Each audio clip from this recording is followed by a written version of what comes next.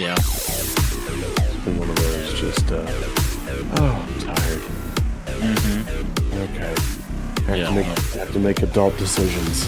This is hard. Yeah, but at the same time, what was it? I was actually having this discussion with my boss. I think it was like at one of our leader birthday parties. I was like, yeah, being a kid was great, but you couldn't pay me enough to go back and be a kid again. Right. Like being an adult has so many better things. Like, making your decisions, living, at least as a guy, like being able to go out, find the thing, kill it, drag it home, kind of deal. Yeah. And yeah, no, that's just great. And this actually, what was it? This is making me think of that one conversation that Peter Kraft and Matt Fradd had on with Pints with Aquinas. I think I've seen that one. Okay. I think the episode title is something like Matt Fradd talks to his sixth favorite person in the world, which is funny because he has a wife and 4 kids. and what was it? They were discussing Peter Kraft's kind of talking about, death and final judgment, heaven and hell, things of that nature. And he was talking about how heaven is something that we do not comprehend. Like the joy that we get out of of a cup of coffee will be so much greater because your coffee will be coffeeier, because the source of the thing that brings you joy, it is a reflection of God's goodness, right? And so he's literally had decades and decades to really think on this and reflect on this and kind of go, yes, no, I truly desire heaven, like in a painful way. And if we think of the logical end of that argument of God is the source of all joy and love because all things good are reflected in his or by his goodness. They're reflections of his goodness. Right. Which means that to be united to God is to have the best of all of experiences ever. Always. And we just do not understand that.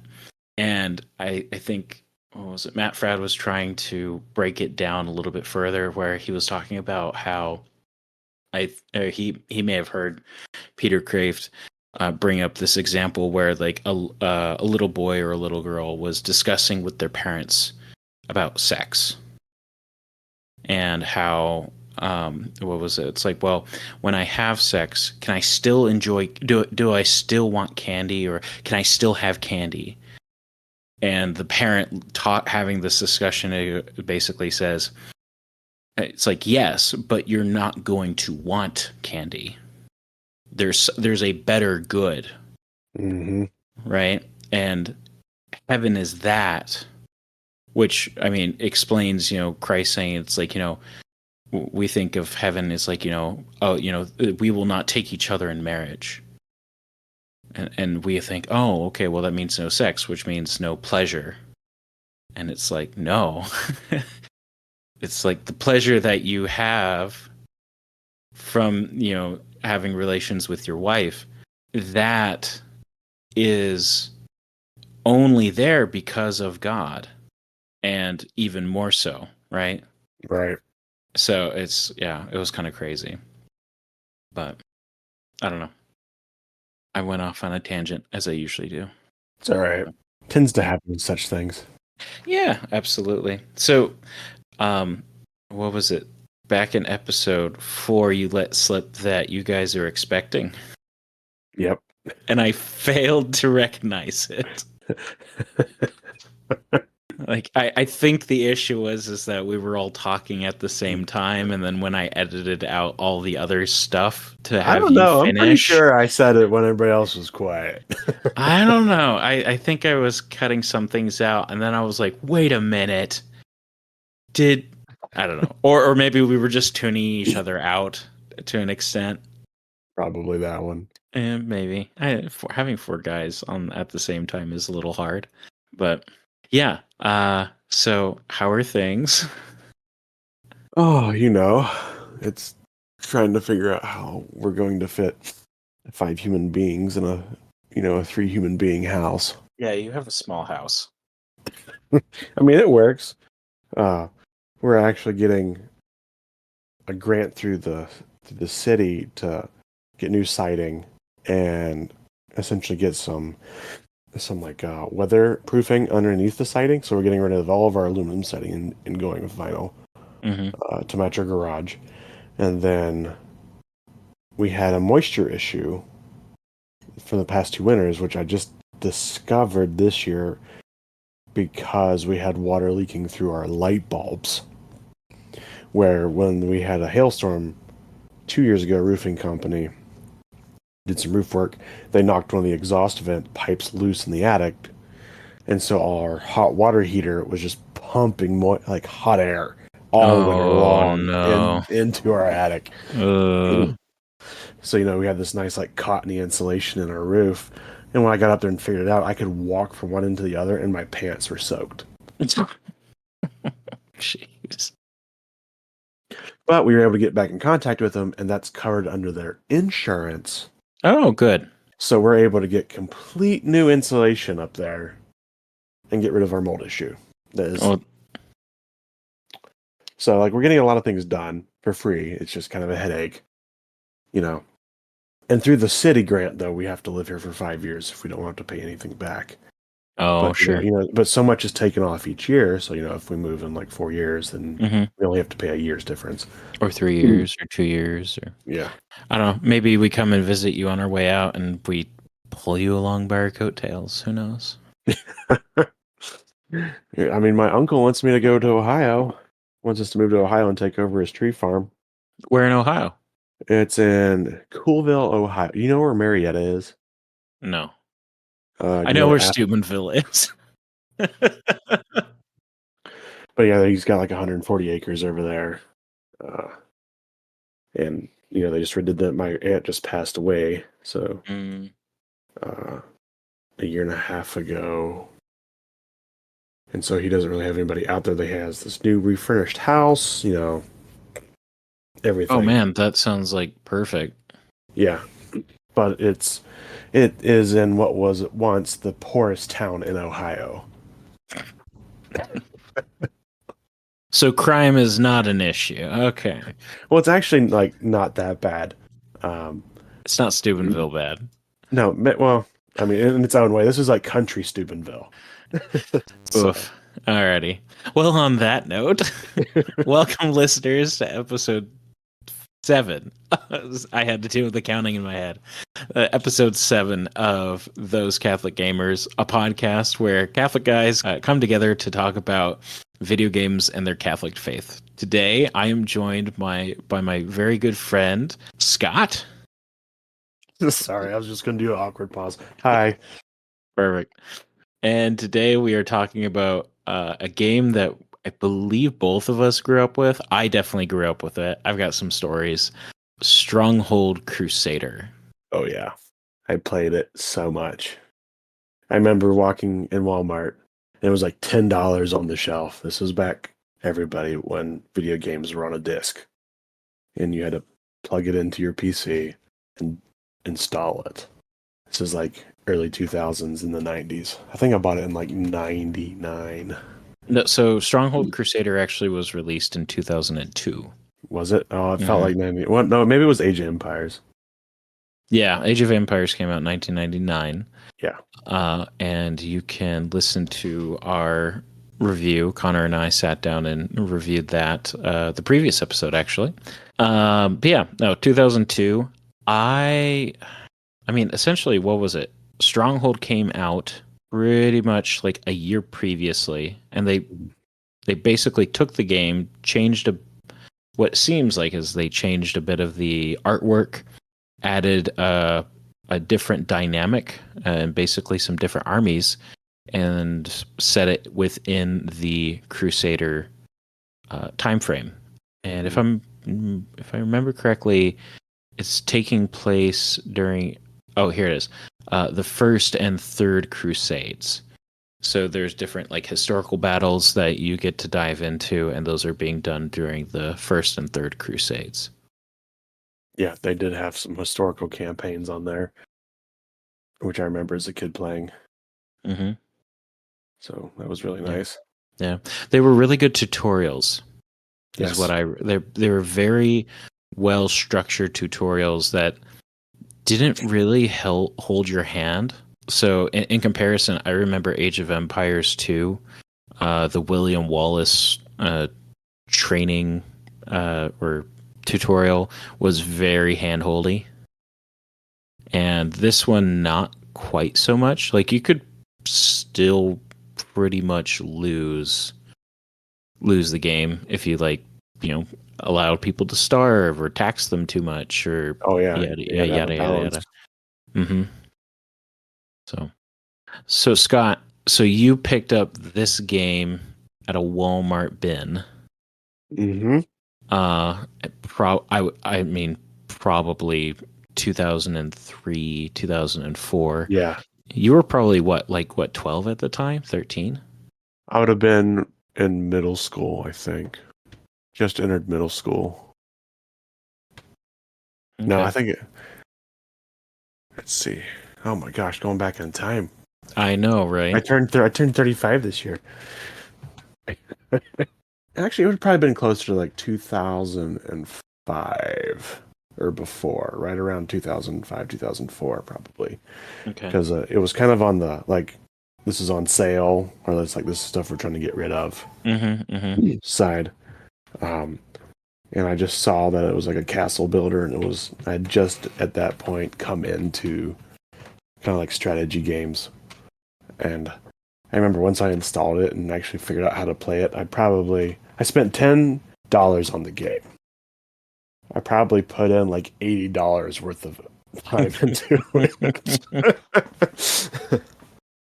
In those young, because back in between, I played all through middle school, all through high school. Me and my buddy Thomas, hope he's doing well. I haven't talked to him in Lord knows how long, but we would have LAN parties, and we would just put all of the AI against us at the hardest setting. Oh, sure. Yeah, and we would just see whose castle would actually survive the longest. He was it was like there's so many different strategies for it, but I like to build 20-foot thick walls with everything in my castle. Mm-hmm. And he was the one that built just the wall around his little tiny keep. Oh. And then everything else would burn on the outside, and he would just redo it. There were two actually very effective strategies, just depending on, I hated the idea of having to rebuild stuff. He didn't mind it. Mm-hmm. Mm-hmm. Yeah, no, I would definitely play the strategy more the way that you would play it. Well, and then kind of diving into this, I remember the game was broken up into different characters. So the AI had different characters, and then those characters had different specific strategies, right? So the rat was always like a spearman. The pig always did like guys with flails And crossbowmen. And then of course you had the King Richard. Yeah, well, the wolf, if you remember the wolf. Oh, yeah. Yeah, he was like the actual expert builder of the castles. I remember seeing one of my friends play against him, and I was like, oh my gosh, I want to build my castle like that. And I never could. I couldn't either. But yeah, it was nice because each AI, in its own was its own difficulty. So it's like the rat was like the weakest opponent, and then Saladin, was up there with the wolf. They were like the hardest. And each one of them had their own different strategies. And you're like, well, crap. How do I break through your wall today? Right. Yeah. No, it was very interesting, and it was very, for the time, it was actually quite a talented way of writing the characters and then writing the AI for those games. And then it also signals to the players like, okay, you're going to be attacked by this. So I remember like what was it? One of the the assassin. yeah, the assassin guy, and he would always do the slaves with the fire, and he would do the really tall towers all the time, nonstop, and it was so annoying. But yeah, any good stories about playing this game? Because I definitely have one that sticks out in my mind. And it's not so much just like particular stories for me as it was just like, for me, it was something I could jump into. And, you know, some of the games could last a long time, as you're very, very well aware. It's like you can drag this stuff out for a long time, or you can do it quick, just depending on what your gameplay was. But it was one of the first times that I really had to start thinking strategy or start problem solving something. Yeah. You know, that was but it was like entertaining for me. Where it's like, you know, I grew up with a dad that was, you know, a teacher by trade, but his hobbies was blacksmithing and carpentry. You know, so there was enough problem solving I had to do with that, but this was more of like a technical problem solving. Sure. Of like how. So like one of my strategies I ended up developing later on was just getting a whole bunch of horse archers. I'd get like 200 of them, and I would just run them around the enemy's base. And which, you know, how they would automatically shut their gates when enemies come nearby. Yep. And I would just do that, and I would keep all their gates shut continuously as I just ran them around in a circle. And they eventually starved, you know, because they didn't have resources or whatever. So it was a proper siege. Yeah, it was a proper siege. The problem was if you had like one of your opponents, like the crossbowmen, like they could just wipe out your horse archers because they had very little armor, and they're not cheap. And you know, just start learning how to do stuff like that, of how to like, okay, like I'm getting my butt whooped, how can I? And then you die, and just trying to figure out how to go about it again. So, yeah, that was kind of my fond memories of like how to actually technically problem solve like a situation like that, because I didn't like losing. Nobody does, and I didn't want to. But it was fun enough to where I didn't want to like just quit the game. Yeah, no. What was it? I remember trying to get through the set scenario, not set scenarios, set battles, but no, I would get so frustrated that there was an option where you could click on a chicken and it would push you forward next. Are you afraid? You got to do it 3 times. Yeah. And then if you wanted to continue to skip, you'd have to go back and beat those levels, and then you would get the chicken back. Yeah. And so the problem is that, I mean, this game is definitely somebody who is real-time strategy minded. It's definitely made for like teenagers with that in mind. Teenagers or adults. And I remember I was probably playing this at like 9. So I never actually owned this game growing up. I did play it, but it was my friend Steven's, and he came over, or we would play it at his place, and then he would come over for a sleepover.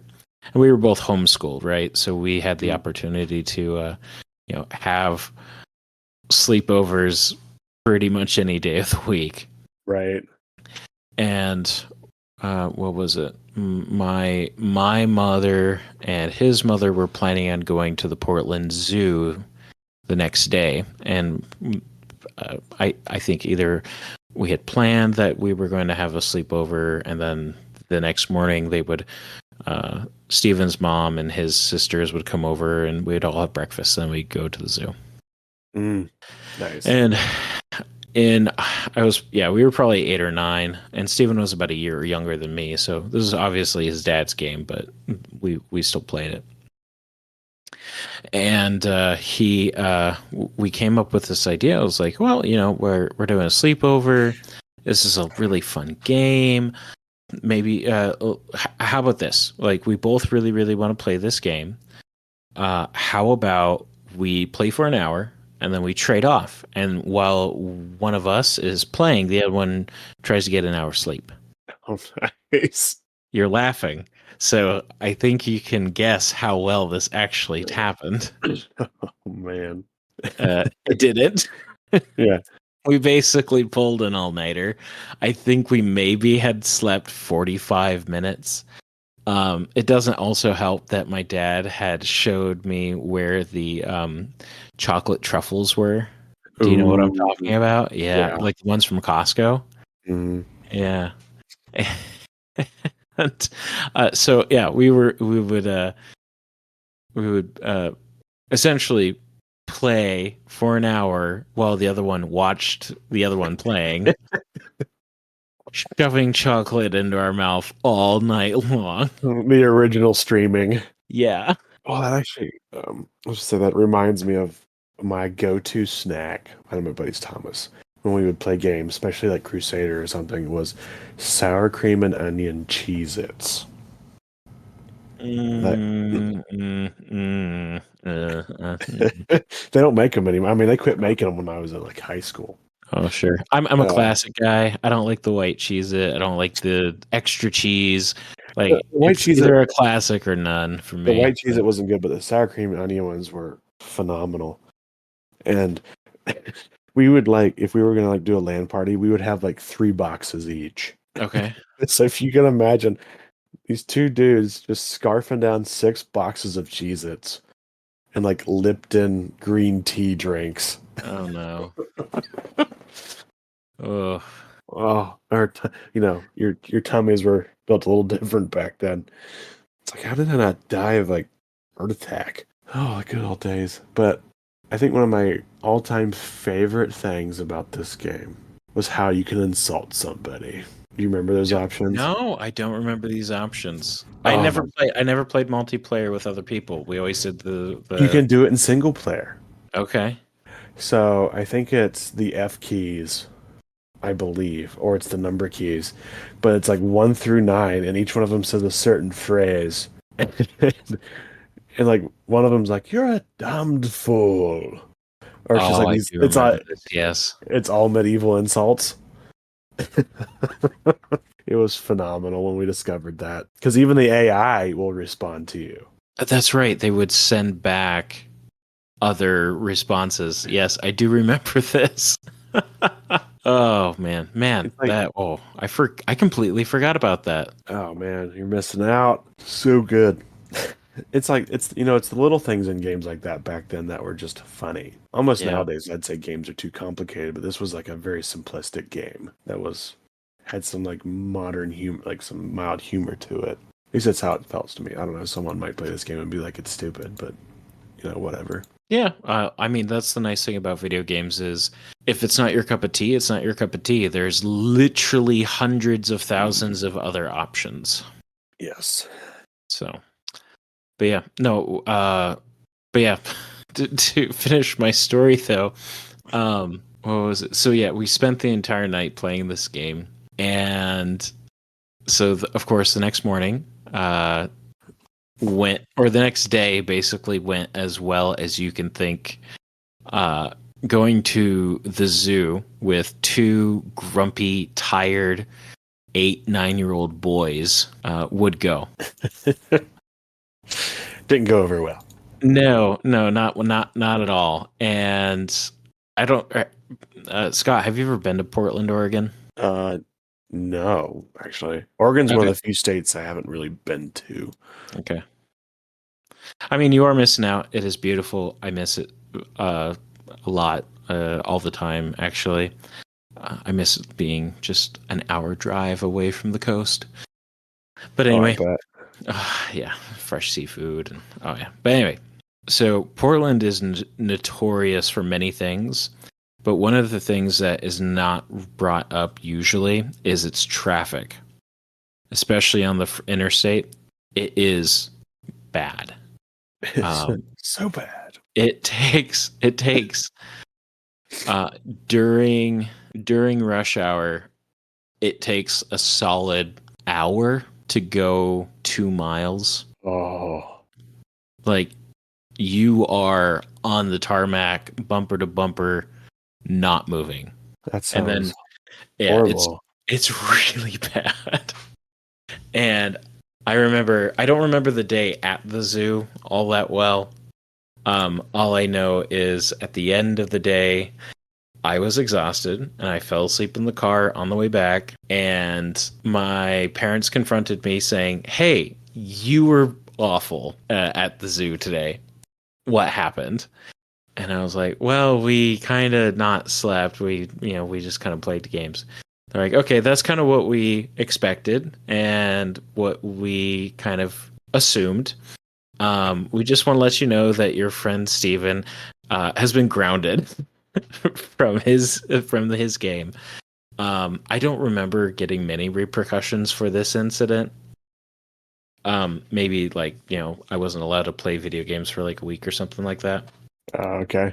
But I do remember that we came home, I went to bed at like 3:30 in the afternoon, and I woke up and I was still so delirious and so deliriously tired that I got up and all of my family were watching the TV, maybe like a PBS Nova show or something like that.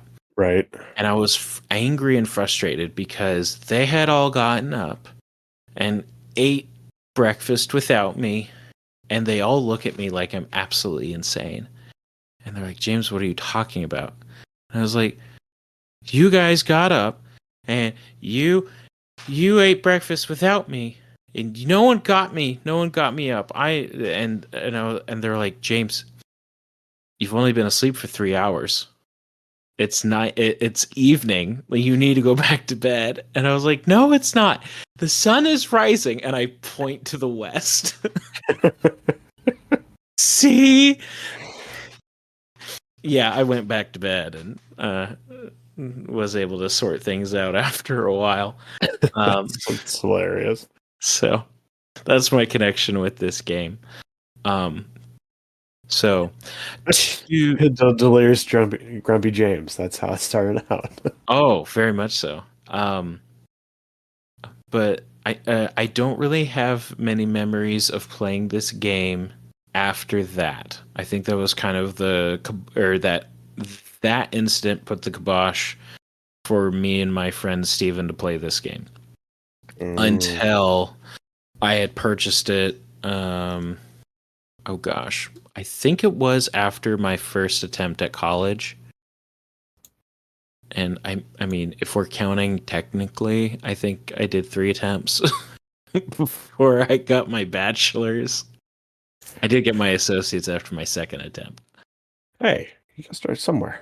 Yeah, no, it's baby steps. They first kick you out for bad grades, and then you finally go back and you go get your associates, and then you run out of money and you're just exhausted, and then you go back for a third time in your mid-20s and early-ish mid-20s and meet your wife and get married, and yeah, it's fun stuff. Yeah. Baby steps. Definitely different ways of how I would do that, but I mean, Same. I would not have met Catherine, so I'll take the absolutely crappy way of how I did college over my anticipated, dare I say, rose tinted ideals of what I was hoping it would be. Oh no, I mean, you think about all of the what they tell you college should be like, right? Or the expectation you should have in college and all this stuff, and you're just like, it actually never turned out that way. Right. Okay, so Stronghold Crusader. Let's circle back. Let's see here. I purchased, or I found that this game was on Steam in 2015. So I was back in my second attempt at school. And I wouldn't be surprised if I actually went back and saw this, and after we talked about Stronghold Crusader. Maybe. And I went back and bought it. I mean, that was right when we were going to college together, so. Yeah, that sounds about right. So, but yeah, no, so I picked it back up again, and yeah, it's still as good. It's still as good as I remember it. I mean, the gameplay is a real-time strategy game, point and click, rock paper scissors, or fancy rock paper scissors with and you have to balance your economy. But I do like how it's kind of, well, not king of the hill, but essentially to win you have to kill the important character. Yeah. Well, they do. It's funny because they actually have like King in the Hill like scenarios you can do. Yeah, as well. where it's just centralized or something like Yeah. that. So, but yeah, so the game is essentially broken up into either different level scenarios or historical scenarios. And yeah, what was it? The artwork is fantastic. I think that's kind of really what kept this game alive, was essentially the sprite and artwork of the Stronghold series. Yeah, it was very well done. What about the sound, Scott? Anything you'd like to say about that? The sound. I was thinking specifically about your assistant who comments on everything that you Oh do. my gosh. We're out of gold, my lord. No taxes. Yeah, it's there are some repetitive, or maybe not repetitive, maybe redundant things that get a little old pretty quick. Mm-hmm. And his voice was definitely one of them. Yeah, I remember as a kid, and I think this is one of my arguments of why this game is definitely more geared towards like a teenage audience, is because it is semi comedic in that sense. Yeah. So It's definitely not a game you have to like be super serious in order to play. no, it's definitely not like a Total War, like a Medieval 2 or a Total War Rome or anything like that. It's very casual. Yeah, very much so. It's a pick up and put down kind of game. I mean, your regular skirmishes are potentially over in about 30 minutes, about the same time as like an Age of Empires game. Right. And I think actually that's probably, I mean, Stronghold Crusader, while it is still remembered enough to get an HD edition, it doesn't carry the same nostalgic weight as Age of Empires 2. Right.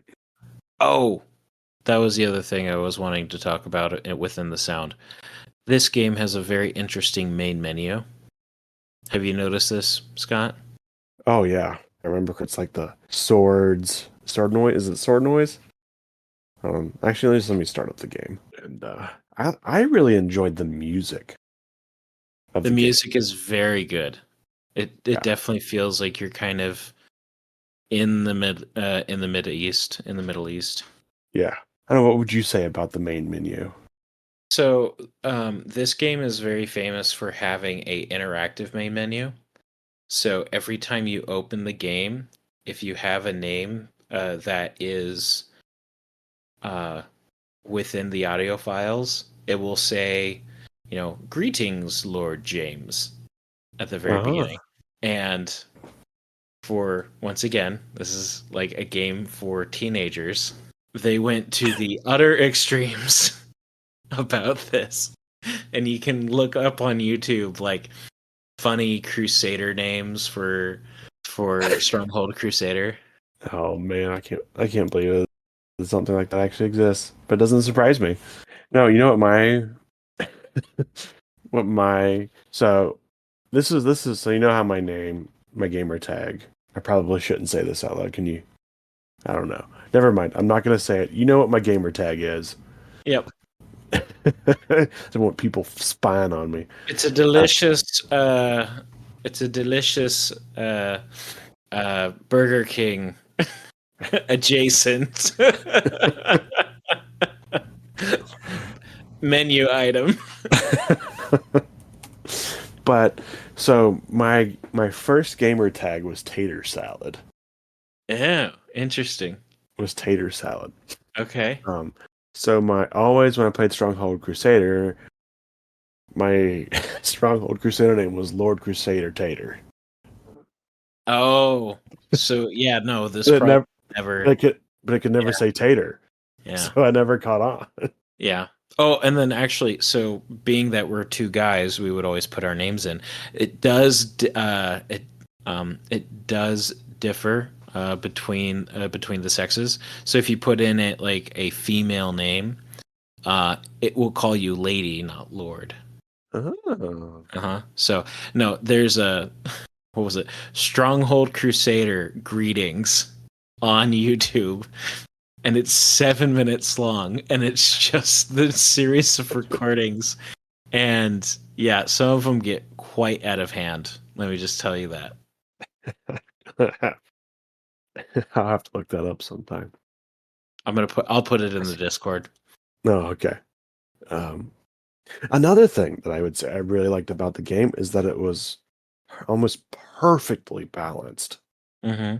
Yes, yes. I mean, it doesn't matter if you're a Crusader or if you're a uh Middle East, or if you're trying to play Middle Eastern. I mean, all of the troops are available to you. Right. And yeah, and they, I mean, you had the two factions, the Middle Eastern troops, which, were basically mercenaries for hire, or you could just, for cheaper, you just had to mine the resources, Yep. for the European troops. But they were like even against each other, like they were balanced. Yeah, no, it was very well balanced. If I remember correctly, I think you could actually like pin two AIs against each other. It was one of those games, and you could almost like spectate. I think so. I know you could do like a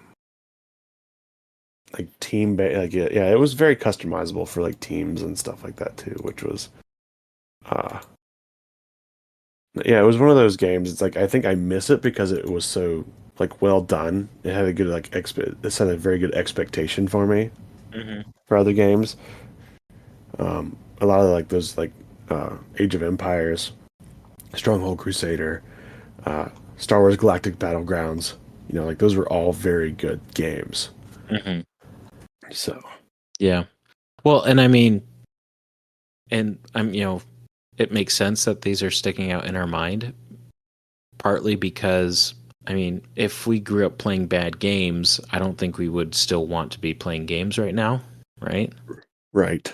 But I mean, the this kind of dives into part of the point of this whole project and podcast is to try to find those games that are essentially works of art.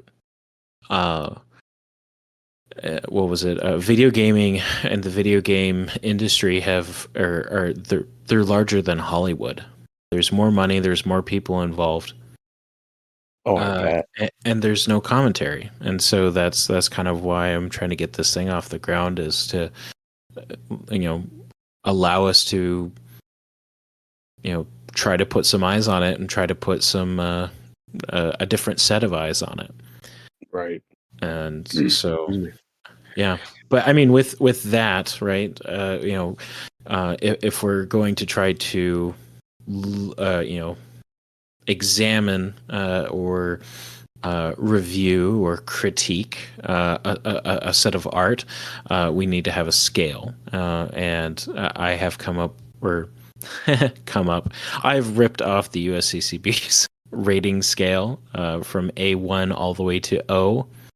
A1 basically being rated E for everyone, A2 T for teen, A3 rated M, L for limited audience. Essentially,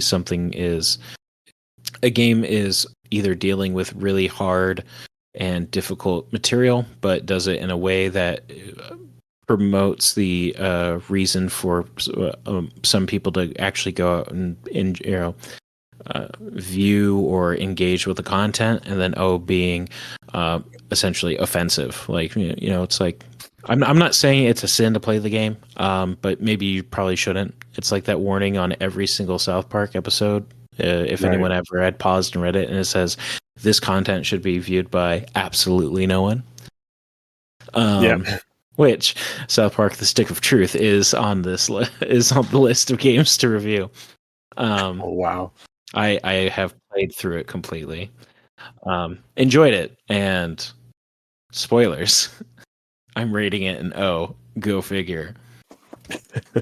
But yeah, so with all this in mind, I mean, from a moral perspective, from a Catholic perspective, um, it's an A2, right? There's no sex. There's no. I mean, it's the Crusades. There's violence, but it's so minimal.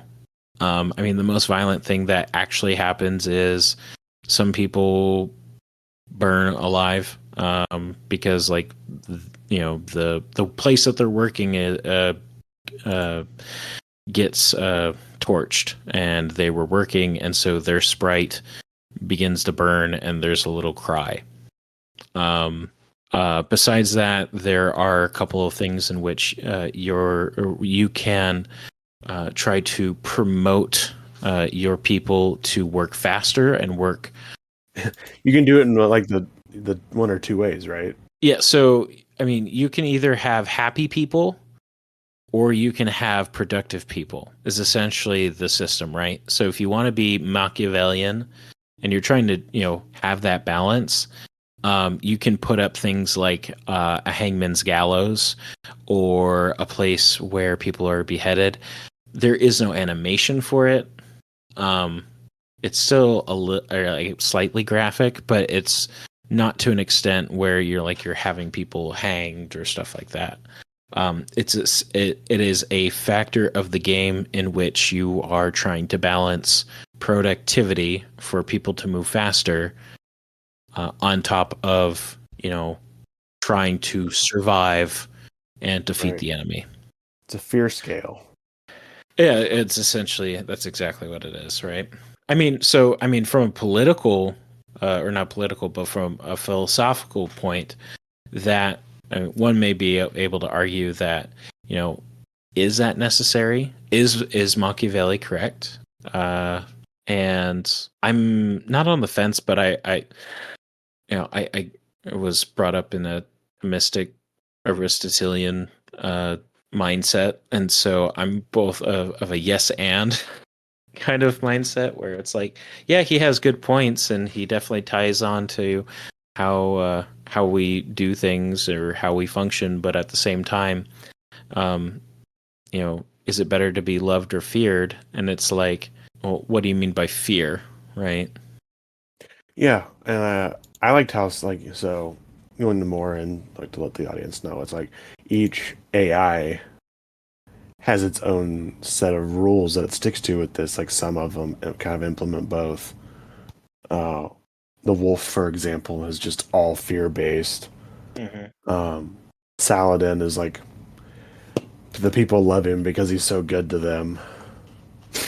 You know, uh, that was also another thing too that I noticed, like those little details was nice. Yeah, no, they were very, very nice. Um, so, I mean, with that in mind, though, I mean, there's really not much philosophical or political or theological that's really in the game. I mean, you're going over some historical aspects, but I mean, you're not. It's nice to have a game about the Crusades, and it's not like, oh, the Crusades were bad and awful and terrible and yada yada yada.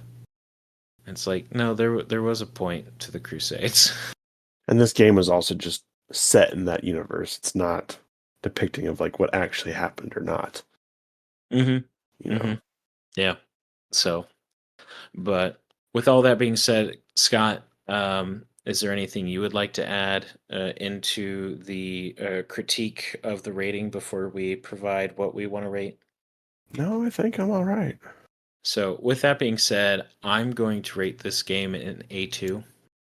It's it's a it's a rated T game, and I mean, for rated T games nowadays, it's very mild. Honestly, I think this game could possibly even pass for like a E10 or something like that, if that thing even still exists. But yeah, I would say it's an A2. It's a classic game.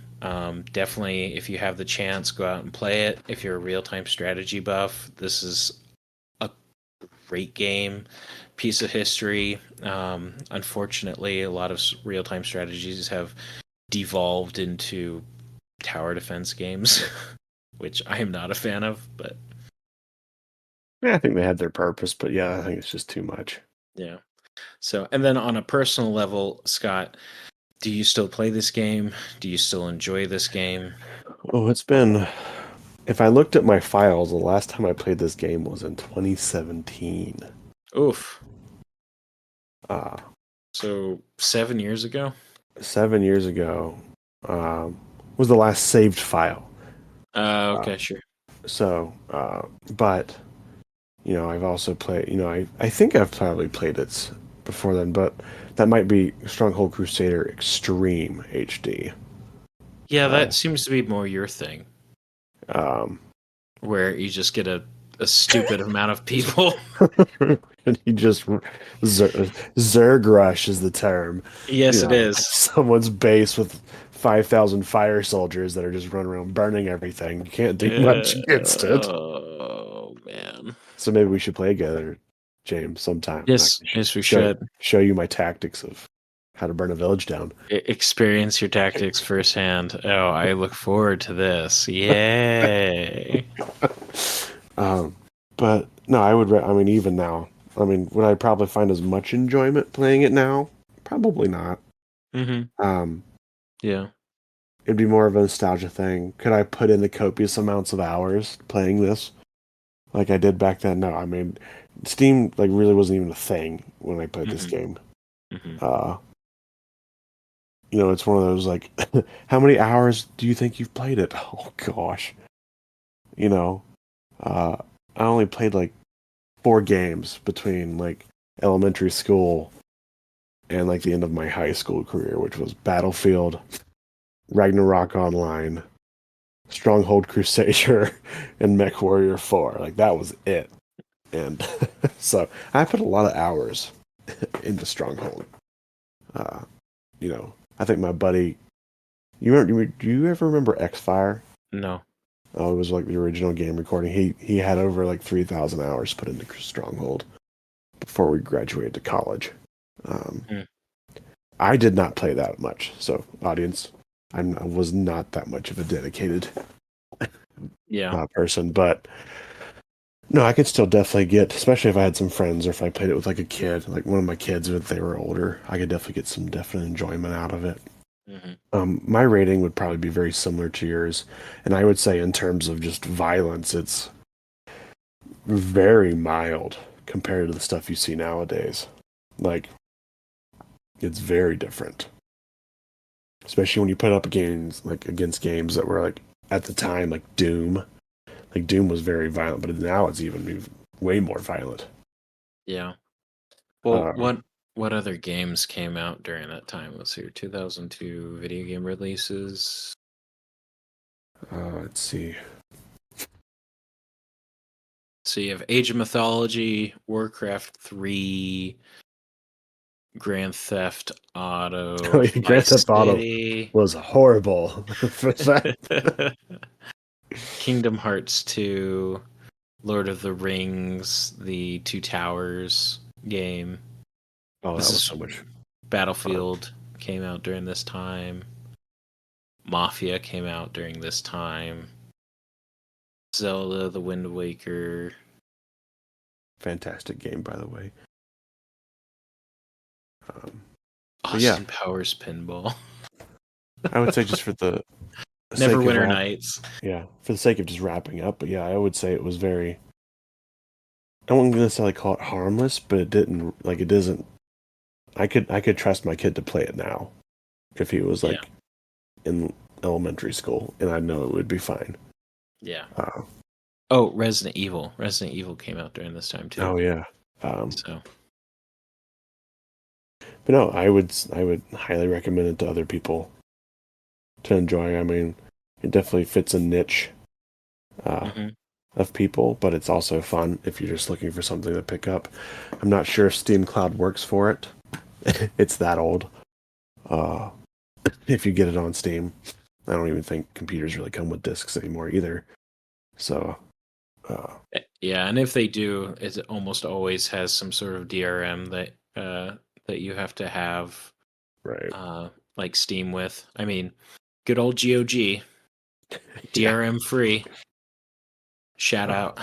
But yeah. No. So yeah, A2. Yeah, very good. Like I said, I enjoyed playing this game. I have good memories of it. I really haven't put in many hours into the game, unfortunately. Since I since I bought the game in 2015, I have put 5 hours into this game. So, I mean, replayability, not really there. It's very simple, it's very basic, but at the same time, it is a good time. So, well, with that being said, Scott, thank you for joining me Anytime. on our episode here to go over some games from our past and review them. Anything else you'd like to say? Not at this moment, no. Alrighty. Other than that, just everyone, that anything in this world can become a vice. Don't let video games become yours. The Lord must come first in all things. Absolutely. And your video game will be much more enjoyable if the Lord is first in your life. So, Absolutely. So, with that being said, thank you for your time. You guys have a great day, and God bless. God bless.